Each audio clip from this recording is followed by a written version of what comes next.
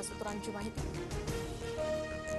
मुसळधार पावसामुळे हिंजवडीतील आयटी पार्कला वॉटर पार्कचं स्वरूप, साचलेल्या पाण्यातून बसचा प्रवास, बसचा हा व्हिडिओ व्हायरल।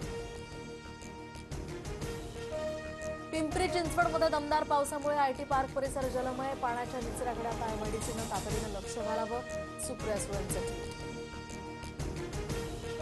छत्रपती संभाजीनगरच्या वैजापूर तालुक्यातल्या ढगफुटीचं दृश्य, त्या ठिकाणी पाऊस तर शेतांनाही तळ्याचं स्वरूप, झाडं कोसळल्यामुळे अनेक घरांची पडझड।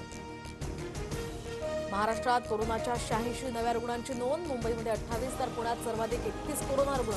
राज्यात सध्या 595 सक्रिय कोरोना रुग्णांची नोंद। गडचिरोलीमध्ये गोदावरी नदीत अंघोळीसाठी गेलेल्या 8 तरुणांपैकी 6 तरुण बेपत्ता, 2 तरुणांना बाहेर काढण्यात स्थानिकांना यश, अंघोळीसाठी गेले असताना दुर्घटना। भरतीच्या वेळी समुद्रातनं मार्ग काढणं, डंपर चालकाच्या अंगलट, दापोलीच्या हर्णे समुद्र किनाऱ्यावरची घटना, किनाऱ्यावरून गाडी नेताना डंपर थेट खडकावर आदळला, व्हिडिओ व्हायरल। 27 जूनपासून विठ्ठल रुक्मिणीचं 24 तास दर्शन घेता येणार, ऑनलाईन आणि व्हीआयपी दर्शन पासेसही बंद होणार। आषाढी यात्रेच्या पार्श्वभूमीवर मंदिर समितीचा महत्त्वपूर्ण निर्णय।